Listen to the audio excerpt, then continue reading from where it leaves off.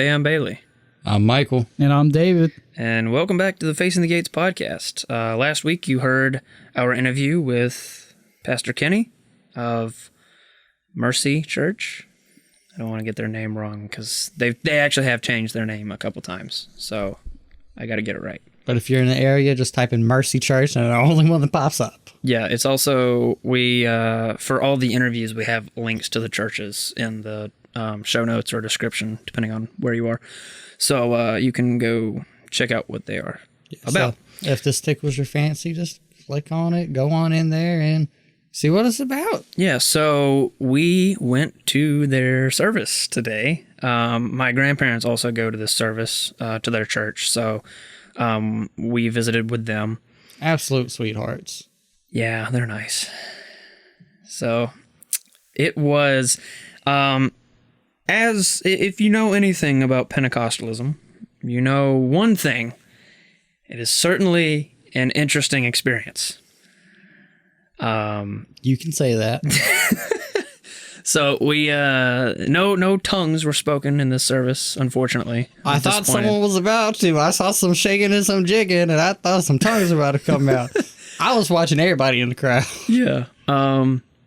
Okay, so I guess to start, we'll start from the beginning. This is actually, I think, the largest facility that we've been to. And by far the weirdest parking situation. There's like 3 different lanes. And there's parking in like the middle lane.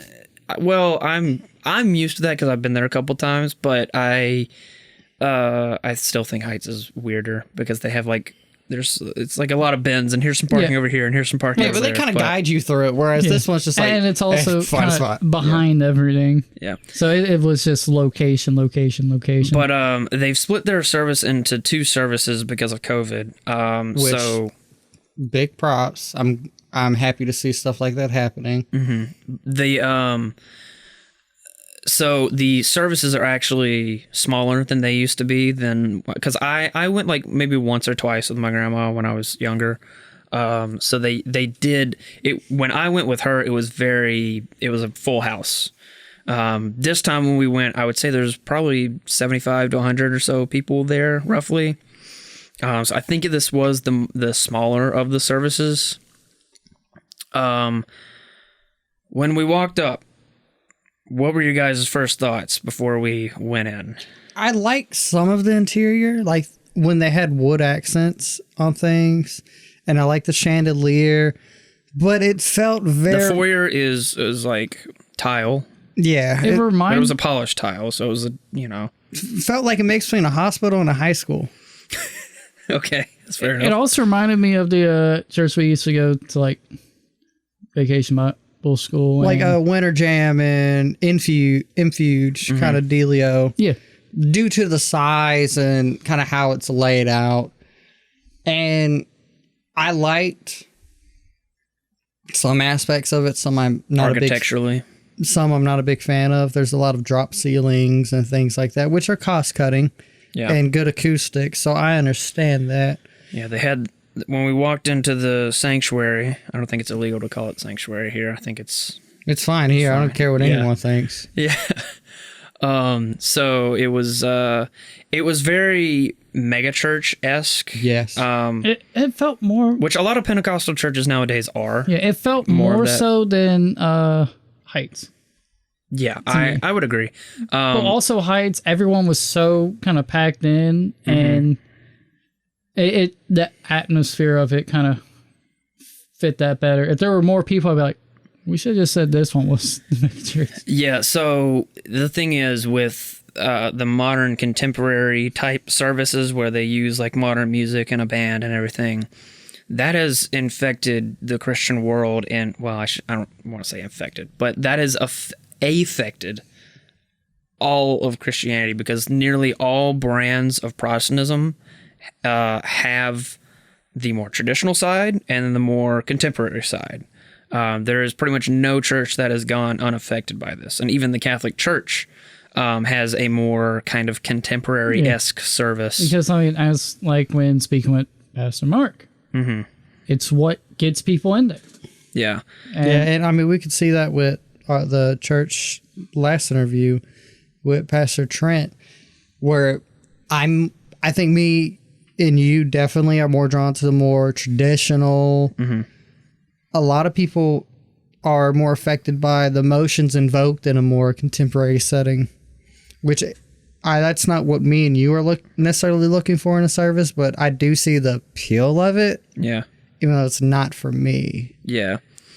So as far as the structure of the service, we walked in and the chairs were debatable, I guess. I mean, they were still comfortable, but they weren't as comfortable as some of the other churches. I mean, I like they had a good amount of cushion. Yeah. See, I'd like the wear that was on the Pastor Trent's church. I can't Presbyterian. Yeah, the Presbyterian church. I can't remember the exact name of it, but I like the chairs.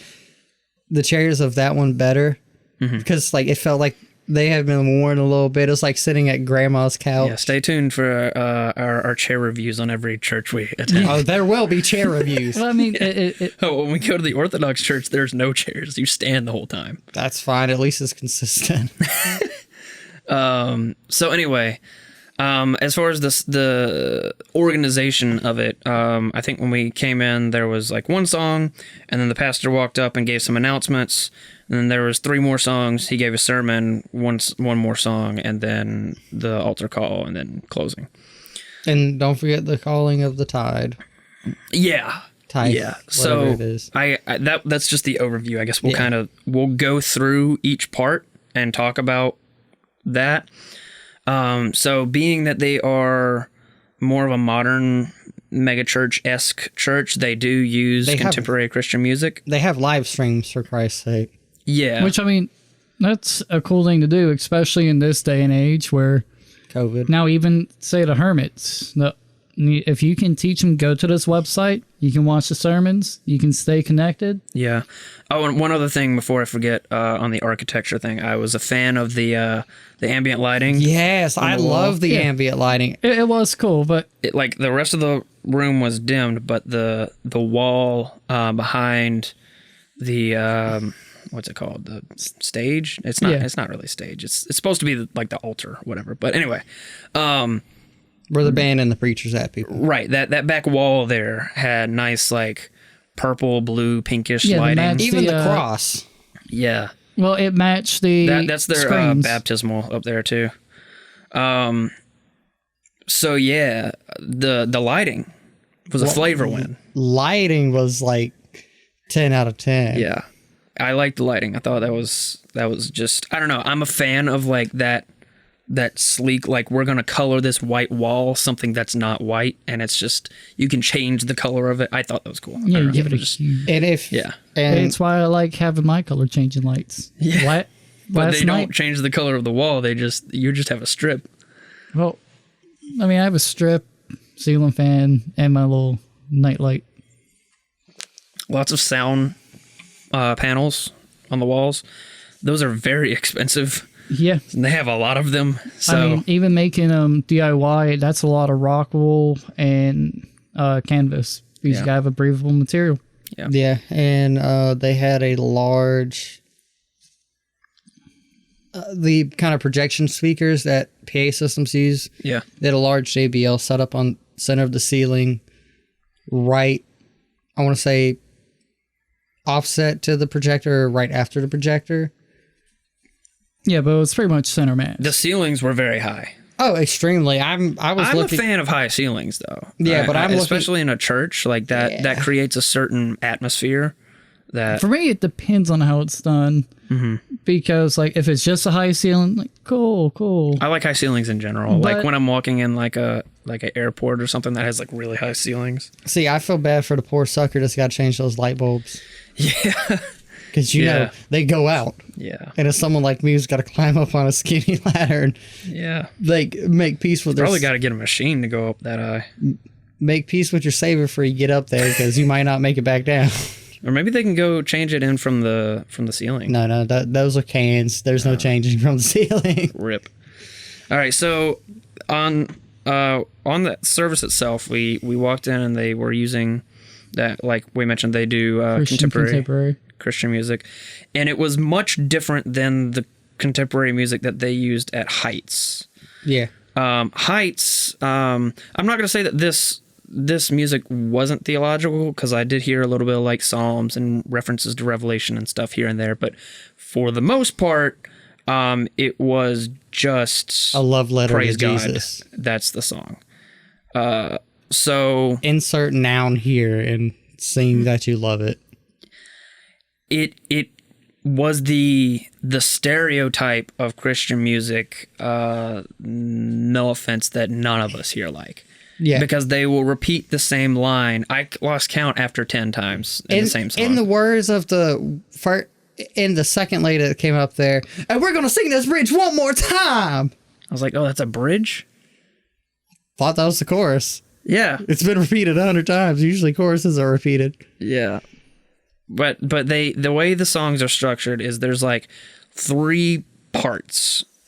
They don't necessarily cohere together. You'll think it's a different song, but it's actually just a different part of that song. And they repeat that over and over and over. It's like I don't know, like they would repeat 16 lines or so, and they would just repeat it over and over and over and over. And it drove me insane. No, the worst part was when you'd get that quiet and everybody be clapping.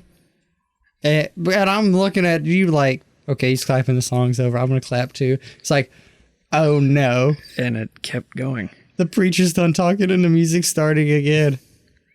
Oh, honey, you cannot hit those notes. No. I mean, that's why I like having like a hymnal book, because you know. Yeah, a hymn's over when a hymn's over. Mm-hmm.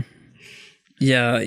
Well, that's the other thing I've kind of picked up on now that I've been to 2 mega churches now and one more traditional, which I grew up in a traditional church. At least with the hymn, you know, I mean, not everybody can read music, but you can read, if you can read music, you can read it to see how it goes with the melody, and you have the lyrics. Whereas when you have just the lyrics on the screen, you don't necessarily know how the song goes. You just know the lyrics to the song. Yeah, so but when they repeat it 5,000 times, you'll figure it out, probably at least on the 4,999th one at least.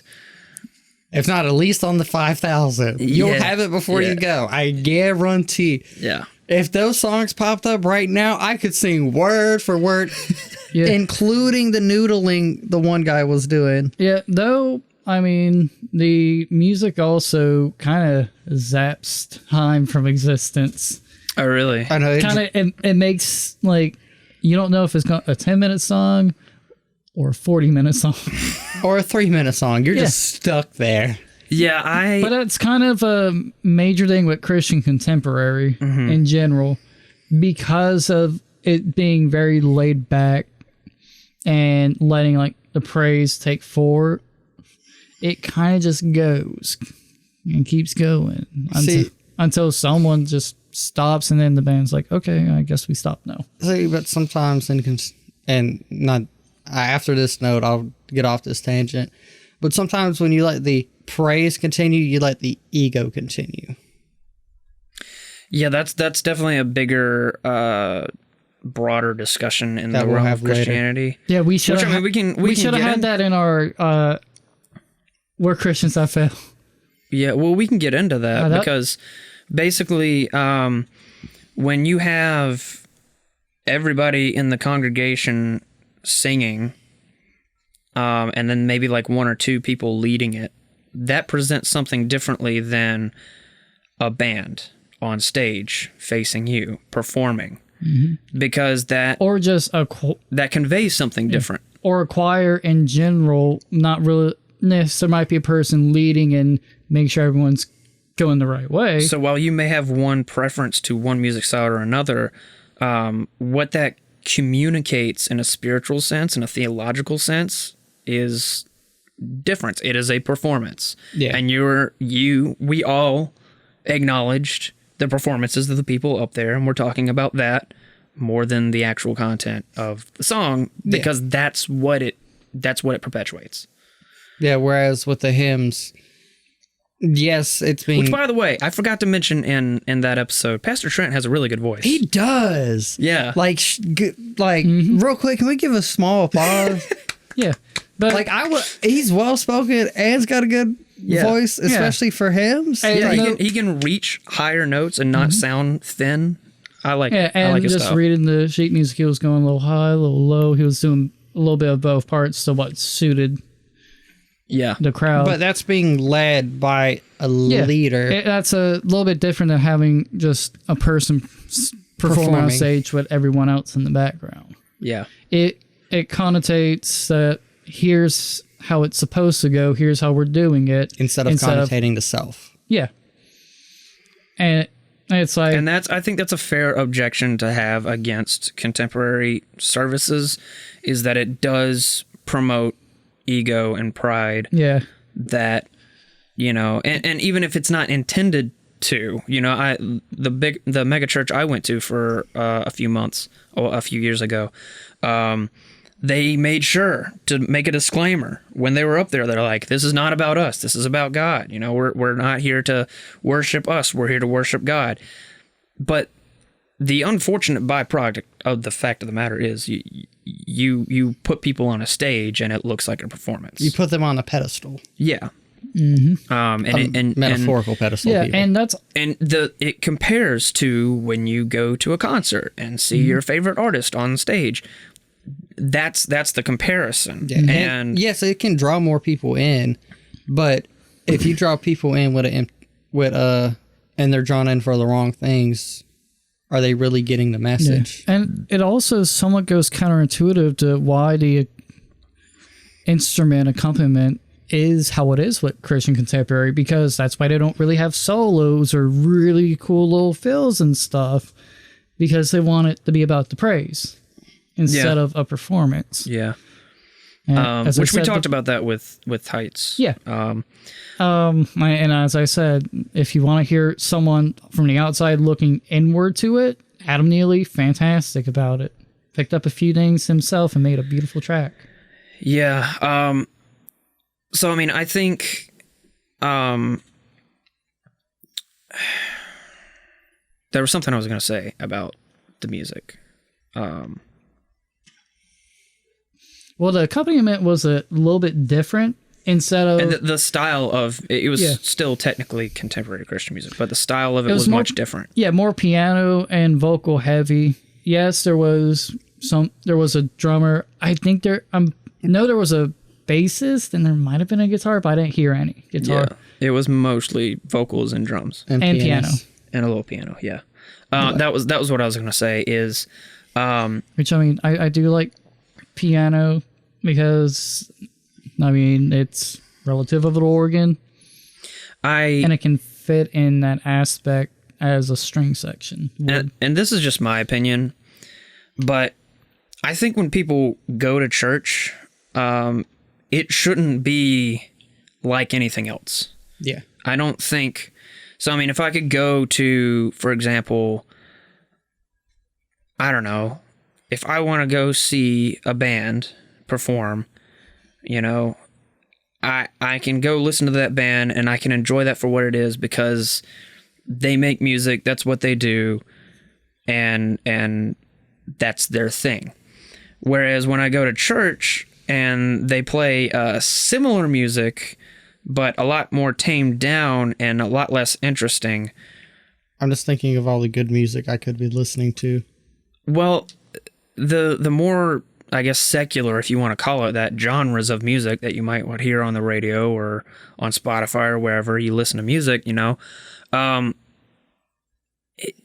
it does that better than most churches do that because they're not trying to be musicians. They're trying to do praise music, and it's not the same. So I what I'm getting at is when you go to church, the music should be different because it's not like everything else. And I think that conveys something differently if you use music that you don't hear everywhere. Yeah, and plus, Christianity is a religious tradition that's been passed down for thousands of years. Judaism, same thing. Islam, Hindi. Not as old, but But still, they're still old as dirt. yeah. And we shouldn't lose that history. Because the music, this is the parallel I'm going to draw. The music sounded like if you took more like Baptist contemporary, touch of gospel, threw it in a blender, and played it on the radio. Yeah, I was not a fan of the music choice. Yeah.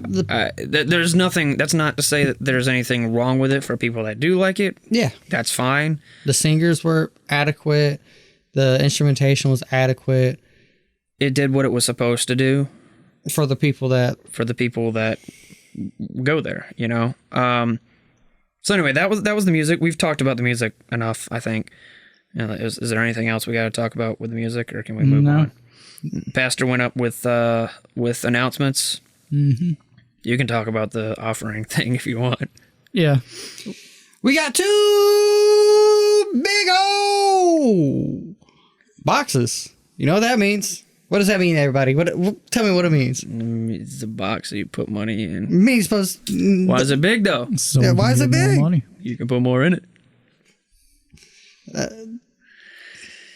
Yeah. Yeah, that I mean, I get where they're coming from with that. Yeah, being playful with, but that kind of hit me a little weirdly. It's the thing Christianity is like beat up on a whole bunch. Yeah. This is a... No, I do. I'm not going to say this is specifically a Pentecostal thing, but it is more, obviously, with your televangelists and You're more stuff. modern. Yeah, it is more well known that they want your money. And if you don't give us money, then we don't want you. Yep, tithe is 10%. Yeah, well, I mean, a lot of churches will... Some of them will be pushier than others. Yeah. And to some degree, you have to be a little pushy to be like, we do need money to function. Like it's not free. So I understand, like, it's like living, you know, it's like, I don't want to go to work, but I need money if I want to survive. Though I like how kind of Pastor Mark did it more so like, hey, here's what we did with the money. Here's why we need as much support as you can give. Because like with the preschool, like showing your work, like the works the church is doing, I think gives a better incentive. Yeah, and that's not saying that Mercy doesn't do that. We've only been there. I don't think they did that today. That might be. I mean, they might do that. I'm sure. I know as many programs as they have, they probably. Yeah, and I know talking with Pastor Kenny that they are into reaching out and doing things like that. Yeah. So that's something I'm not going to hold against them, because we've had that interview. Yeah, though I think in general with churches, especially if they're more heavy-handed on that, doing it that way, like, here's what we're working on, here's kind of how we are with it, and let's try to complete this goal so we can do something even better. And we need to keep lights on. I think tying it to something tangible is important when you're asking for people to donate to something. Explain to them what they're donating to. Like, hey, guys, don't just be like, give us your money. We want it. Though I have to say, our lights are going to get cut off in 2 weeks. I do like how they have the many different options, because you can do it online, you can do it through an app. Yeah, that was cool. They use the box instead of the plate to cut down on COVID Touching interaction. Stuff. Yeah. Which, big props. All right, you're not trying to blow it away. Yeah. Yeah. I'll fill David in on that, because David was not there for the interview, unfortunately, but he will be. From now on out, hopefully. There's no will. He better be. We're going to square up. We did ask him about Kenneth Copeland and him blowing away COVID. And I was like, how do you shepherd your flock when you have someone like Kenneth Copeland, who is also Pentecostal, who is a part of the family tree? God said he needs a new jet plane. How do you deal with that? And he was I think he handled that answer. He had a very reserved answer. He was like, he didn't want to talk smack upon anybody. He was like, well, church. I don't like to talk bad about other people's churches. As long as, you know, your church is preaching the Bible, that's really my only threshold standard. Like, that's fine. Some churches don't do that, and if they don't, you need to find another church. So when he was talking about Kenneth Copeland, he was like, that fella, I've seen somebody show me the video of it. He is of a different denomination. He is not of our part of our denomination. I Just kind of shook my head when I saw that, and I think he basically said most of his congregation generally knows when you have like a Pentecostal that's kind of a nutcase, they can kind of read between the lines and figure it out. But he said he basically doesn't go up in the pulpit and say, so and so is a crazy person, you don't need to listen to him.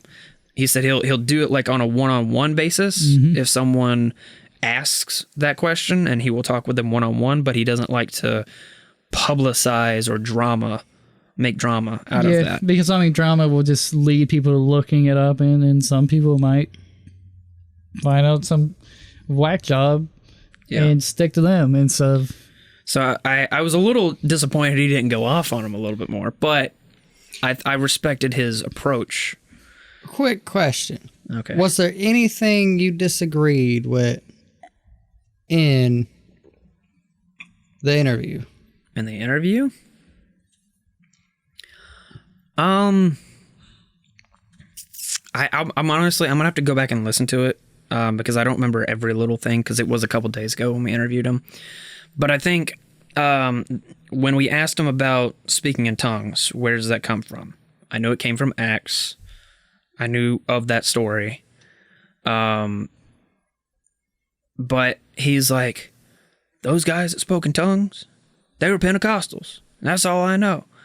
And yeah, but at the same time, I feel like he's projecting the modern definition of Pentecostal into the past and assuming, yeah, that's what they were. The speaking in tongues thing is very foreign, up in the air, and questionable for me. And the reason I asked him, I don't know if I specifically asked him this or not, but I said it's mainly a Pentecostal type thing that they do that. So I was asking him like what goes on with that, and he explained the origins of it, which I knew, but I wanted to know, why does it happen, and why does it happen specifically more so with Pentecostals? Because he would think if this was just a modern revival that God is doing, that you would see it in groups that aren't necessarily just the Pentecostals. But it happens within the charismatic and Pentecostal movement. Yeah. So I mean, I am very highly skeptical of it. You aren't the only one. I'm not. I know it was a thing in Acts. I don't know if. I have a couple critiques of this. When you build an anticipation in your service to hear a word from the Holy Spirit, because I've listened to, there's a podcast I listened to where there's a guy used to be Pentecostal, and he would talk about his experiences, and there's kind of this atmosphere where there's an anticipation that someone's going to receive a word from the Lord and they're going to start speaking in tongues. And I think when you build that anticipation, there's some kind of potentially a placebo effect or a manipulation, some kind of psychological predisposition to, okay, we're going to this service, there's probably going to be tongue speaking, some of us is going there. It just kind of builds that anticipation and kinda expectancy, which it may be. It may be legitimate. There's other people at it's times. It's like turning on Adult Swim, and there's going to be Tim and Eric cringe fest, and you're expected. Yeah, I'm gonna have to laugh kind of half-heartedly because this is so cringeworthy. There are other people also who kind of think maybe this isn't so much a Holy Spirit, but an evil spirit. For example, there are a lot of, you know what holy rollers are. There's a lot of... like the revivals and the tents and the snakes and there's the humana. There's a lot of animalistic actions in certain Pentecostal circles and certain charismatic realms. And I don't believe that is divine. I think that they are being deceived because they're looking for any spiritual any kind of spiritual activity that they can get, they'll take it. And I think that demons can use that to their advantage and deceive you and manipulate you. And I think that I'm not going to say that is that constitutes all of Pentecostalism, but I do think that there is a good portion of it that is not of a holy origin. Kind of like that how, it is either potentially a natural psychological phenomenon created by the anticipation, or it is a legitimate experience that is from demons. And I would say that there are cases that are genuine Holy Spirit kind of influenced tongues. But those, I mean, it gets really hard to tell the difference. Yes. So yeah, Yeah, that's see, just kind of where it gives me, I look at it like if you're opening yourself up to manipulation of a certain type, you're opening yourself up for manipulation of any type, whether that's man, good, evil, animal. You're opening yourself up for manipulation and you're looking for it. So if you see any tinge or any change, you're more likely to act upon it. Mm-hmm. Which is why I'm very, very, very in this belief of the whole speaking in tongues thing, because it's such a... I'm not against miracles, or I'm not a cessationist. I don't believe that the miracles that happened in the Bible are all that happens. And obviously I believe the tongues in Acts was a real historical event. I don't know if what's happening in modern Pentecostal circles 100% of the time, actually I know it's not 100% of the time, the same thing as what happened in Acts. Because it makes it more difficult to discern what is legitimate and what is not. Yeah. Because the devil will wear sheep's clothing. Yeah. Also, just a little fun fact. Pentecostalism is the fastest growing Christian group in America today.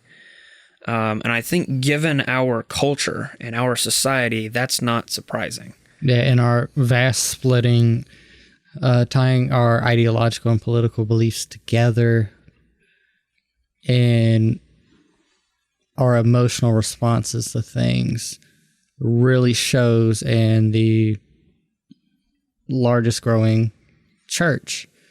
And then that's in America. Other places it's a little different, but but you can also look at when Baptists were the largest growing group, same things. It was taking advantage of the culture at the time. I won't say taking advantage, but I mean like it was utilizing culture at the time. They weren't not taking advantage. Right, yeah. But because I don't want to make it seem like, oh, they were harnessing, they were the cultural overlords, you know? I mean, like they weren't exactly that, but they were utilizing culture to their advantage. Yeah, like in Europe, Christianity and kind of the folk religions were hand in hand until some of the stuff folk religions did got outlawed. Yeah. Because it was just kind of how the culture went and their superstitions. Yeah. Well, I mean, and then you look at the technological revolution that we experienced through the 50s, 60s, 70s, 80s, 90s, onward, aughts. And that has definitely changed church and in general. I see that's one reason why they are the fastest growing Christian sector, because they open the door for the televangelist, and the televangelists have ran rampant. Yeah. And they'll use because I'm speaking of God, I'm speaking for God as a reason to get people not to critique them. Yeah.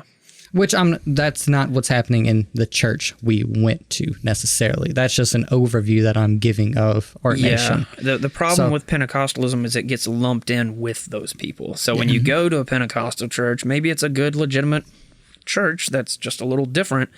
It gets lumped in with a lot of the nutcases, basically. Yeah. And I see them in Baptists as, at least in the type of service and the emotional aspect, very close cousins. Mm-hmm. I'm not going to They say are fairly related theologically, also. Yeah, I figured there's more nuance. There's more emphasis, obviously, on the gifts of the Spirit and the baptism of the Spirit. They believe that, like Pentecostals believe that, you have baptism and then you have baptism of the Holy Spirit, which is a separate thing, and that's when God gives you His gift to do some miraculous thing, usually. And obviously that is debatable. And other groups are like, well, baptism is when you, like, actual baptism is where you receive the Holy Spirit, and you may or may not receive some kind of gift. And different groups are going to answer those gifts in a different way. Some you might not receive any gifts for several years until you've maybe more traditional groups will say you need to fast and you need to repent and you need to do a lot of work on your sanctification. Yeah, you need to work on a lot of spiritual things before you receive gifts. Otherwise, they could not necessarily be from God, and you could be a bit deceived. Other groups gravitate towards whatever happens, and I just have a little bit of a hesitancy towards that, because not necessarily as a paranormal investigator, not every spirit you interact with is a good one. Not every spirit that controls the tongues is a Holy Spirit. Just like not every person you meet is a good one. Yeah. And so that was, I think we've caught up with the music and the announcements, and the main thing we have to talk about still is the sermon. So I'm going to turn it over to you guys and let me tell you tell me what you thought about the sermon. Okay. It essentially boiled down to faith under fire.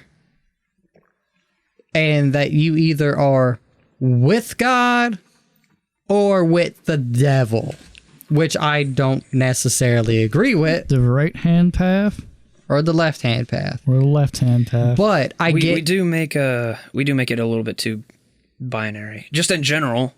Yeah. In life, we make, you're either right or left. I or mean, you're and the modern, with God or with the devil, or you're good or bad.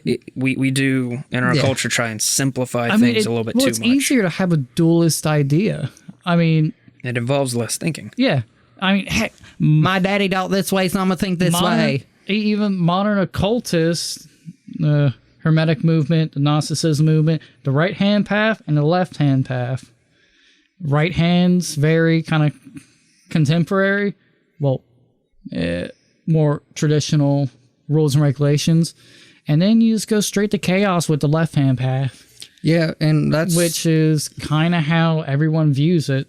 The heaven, the hell. Yeah, and I think that's a lot to do with that we are binary creatures. Up, down, left, right, yes, no, good, bad, ugly, beautiful. We are very binary creatures. But that's beside... At the core, I do agree with the essence of his message. Yeah. I don't agree with the way that he presented it, because he makes it seem like either you are a good person or you are an evil person. And like at the end of the day, you can be a good bad person. people can do good things, good people can do bad And things. We're neither really good nor evil. We're human. Yeah, and Christianity, you're working towards being a good person. The way I look at it is either you are becoming more like Christ, or you are not becoming more like Christ, and you're separating yourself as a byproduct of not doing that. So in that sense, I agree with him. Yeah. But in the way that he presented it, like, if you're not doing Selling the out. XYZ, then you're a bad person. Yeah, if you're not selling out to God, you're a bad person. You need to sell out, is essentially what he was saying.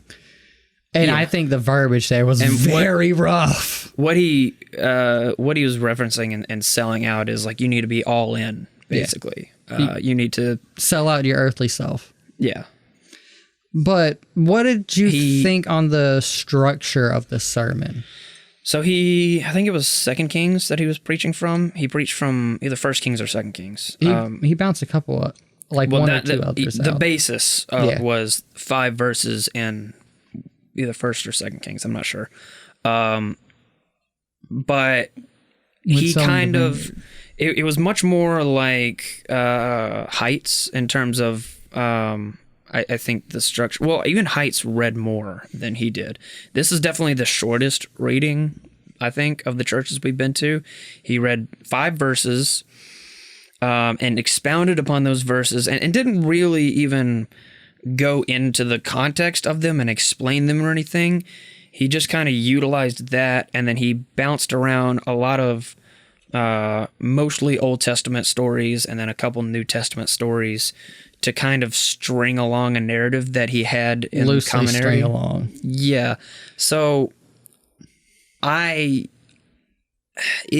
me, it was very confusing to follow along with where he was trying to go with what he's trying to say.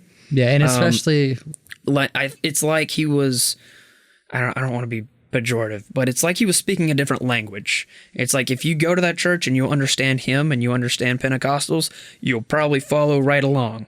But to me, it seemed a little incoherent the way he was jumping around from story to story and kind of had a narrative flow, but I wasn't 100% following. Yeah. I got the moral of the story, what he was trying to say at the end of the day, but the way he did it was really kind of messy, in my opinion. Yeah, because it's like hopping on a roundabout and just riding it for about 10 minutes. Yeah, because he talked about the main verses, then he went on his tangents with other examples, then came back to the verse, then expanded upon. Because the idea was he's referencing people who basically followed God and then people who betrayed God and looked at their lives and the results of it, which in theory is a good idea. But it could be the way he described, he was very he is a very charismatic person, and the way he described the characters of the Bible was very colorful, charismatic. It was a very unique description of the way that he described them. I wouldn't have necessarily described the biblical characters that way because I think that conflates our modern images upon a much more ancient text. It felt more like me and you joking about or like referencing a story. It's like drunk history. It's like PKA reading Bible stories, which I'm not recommending anyone go listen to that. But it's what it sounds like. It sounds like me quoting a Bible story I haven't read for 5 years. But I think due to the type of service, it crutches itself on the gesticulation and the charisma and energy upon the preacher. Which he has that in spades. Yeah. All right, he's easily the most charismatic.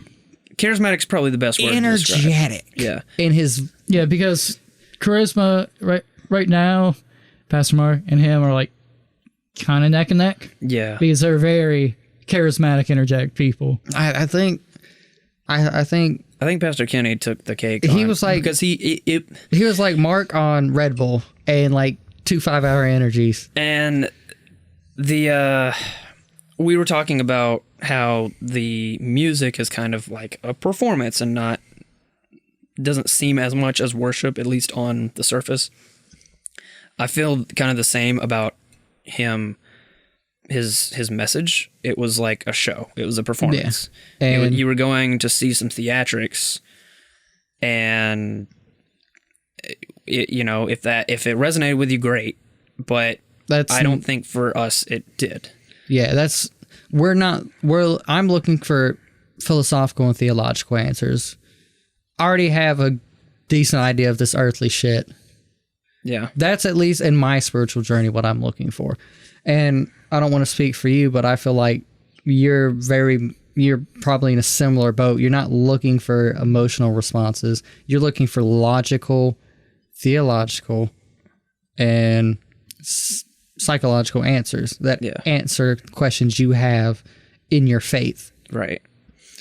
But so I don't think you're also kind of a religion history nerd when it comes to the church.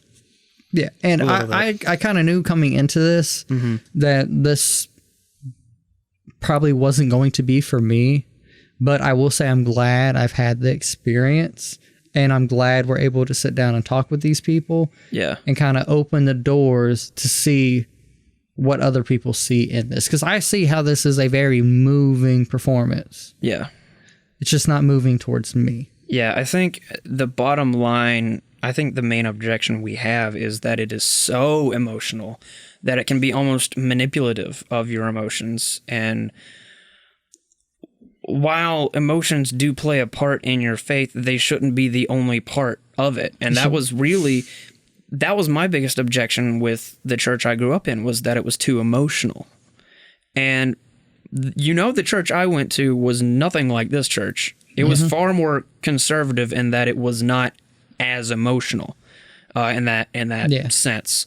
So I mean, I just see problems with people who are taking. If people want to try and take Christianity seriously, either you're going to relegate theology to complete relativism under a church like a Pentecostal, which there wasn't really a whole lot of deep theological content compared to, say, the Presbyterian Church, for example. Where he went in that reference the numbers and correlated the Old Testament and the New Testament. Yeah, there was much less of a focus on theology, and it was more of an emotional experience. Yeah. And when you are done being high off of your emotions, you're going to need logical guidance. You're going to need logic. You're going to need theology. You're going to need a grounding for your faith. Maybe you'll find it in philosophy. Maybe you'll find it in history. You'll need other elements to come in and fill in the gaps. And I personally don't see a Pentecostal service like that fulfilling those spiritual needs. Yeah, and this is how I've always thought about it. Religion can move you to emotion. Emotion cannot move you to religion. Because I can sit there and I can hear some absolutely beautiful stories. I can hear some Pastor Kenny's story of how he became a preacher. Like, I almost teared up there for a minute. Yeah. Like, that's some real calling shit. Same with Pastor Mark, Pastor Trent. Those can invoke emotion because they're a journey. Yeah. But that emotion can't move you to a religion.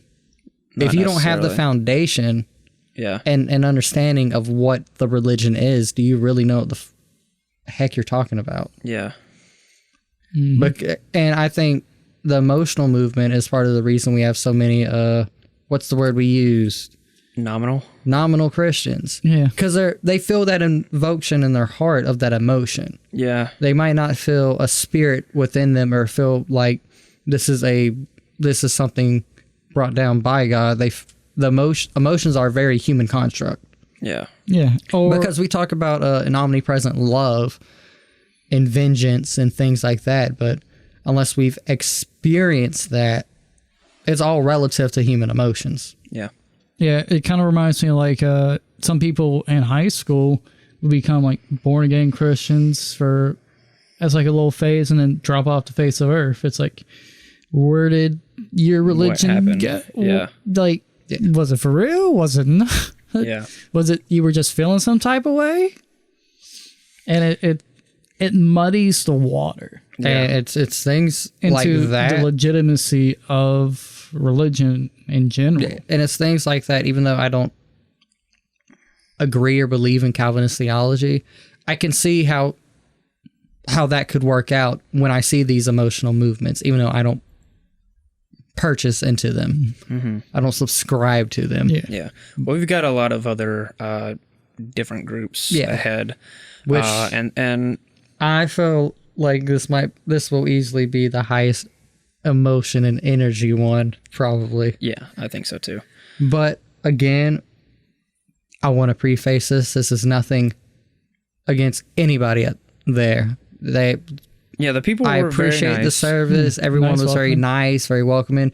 I would sit there and talk to the pastor for 2-3 hours, just cutting crap with him because he's a genuine person. Yeah. And he can tell you a story, dang it. Yeah. And I could listen to his life story all day. Yeah. So it's nothing against people. It's just nothing against the people. It's just the presentation put together is too theatrical for us. Yeah, what they view as their religion, I don't view as mine. Yeah. And that's me also coming out to say I'm not going to say any Christian's wrong. I'm not going to say anybody's wrong because, and hey, I don't know. I'm not going to tell you you don't believe something even though you truly do. And any group is going to appeal to a different type of people. And so, for all I know, maybe all the spiritual needs of the people in that church are met. Yeah, and because I don't know them all that way. I hope If so. That's the And I hope that, it's good for them. If not, then I hope they find something that is. And but just like when anyone. I do feel that, speaking with Pastor Kenny, that he likes to bring people into the fold. yeah. Likes to bring them in. And I don't think, I really feel like any of the preachers we've talked to so far, they wouldn't have a problem staying a little later and talking to somebody about questions or Yeah, they've all been very down to earth. And Yeah, surprisingly. that's why when I say all these preachers are good people, I truly believe that. We may disagree on a lot of things, but I feel I could, as an outsider, go, hey, Pastor Mark, Pastor Trent, Pastor Kenny, I've got some questions. Whenever's good for you, can we have a sit down and talk about these things? Because I've got questions as an outsider looking in, and I feel like they would entertain them and give me some solid answers. Yeah. So it's just, I don't think this branch, if I down the road become a Christian, is for me, but I respect the people in it, and I appreciate them welcoming us with open arms into their church. Yeah, I think none of the pastors, I don't doubt that they believe what they say they believe. Yeah. Because they're genuine and they're down to earth, and I think that's been good. Is there anything else about the interview that we wanted to bring up and talk about? 'Cause I know we've talked about a good bit of it already, but I don't know if there's anything else we have left to talk about. Honestly, at this point, my brain is just fried. All right, we had a good lunch. Yeah. It's late today. Yeah. We had a busy day yesterday. Well, Mike and I did. But off top of my head, there's not really too much more. I think we've kind of touched a little bit on everything. If there is anything else, I'm not able to comment on Facebook, so I might send it to Bailey to comment for me. But if there's anything else I can think of from the time we record to the time we post this, I'll post the freaking comment. Yeah. I'm going to just start doing that. I'm going to get more involved, everybody. Yeah. I'll be liking, I'll be sharing, Please. but I'll be commenting now. We need clout, even if it comes from the people that make the podcast. Hey, we'll do what we need to hopefully reach somebody. Yeah. So, I think, I think that's about it. Though we had some controversial thoughts, I guess, on the Pentecostal church. Again, it's nothing against the people there. Yeah, that's like It's just Pentecostalism is not really our flavor, and it was a little foreign and jarring. Yeah, and again, I know I politically disagree with most of these preachers, and I know I will. Yeah. But that doesn't let me take away from the human element, and that I see that they're speaking what they 100% wholeheartedly believe, and I haven't felt like I've met one yet that doesn't believe what they're saying. Right. And so that to me says a lot. And They passed the vibe check. yeah. And so again, I just gotta say thank you for welcoming us into your church. A filthy atheist, a filthy agnostic, and a Christian finding his way. Yeah. Good Christian boy. Yeah. So next time we're going to be interviewing a Lutheran pastor. And as I told Michael, in terms of service, and they're probably going to be more like the Presbyterian church. But obviously theologically they're a little bit different because they're not. Calvin and Luther are kind of opposite ends of the spectrum in terms of the way they look at things. Yeah. So I think that interview will definitely be interesting. But yeah, I think that's about it. Yep, and I shall be there just listening to y'all. Yeah, David will be present, finally. In spirit. No, in actual person. But in spirit in the episode, because he won't have a mic. Yeah, because we don't need probably. I don't have a spirit. I'm an atheist. I guess that's how it works. I don't know. All right. Well, I think that's pretty much it. Tell us your thoughts. Send us your thoughts to our email, facingthegatespod@gmail.com, or you can get in contact with us on social media, Facebook, Twitter, and Instagram, at Facing the Gates. That's pretty much it. It's been real. It's been fun. It's been real fun. Yep, we love you guys. And we'll see you next week. I'm going to go take a nap. Love y'all.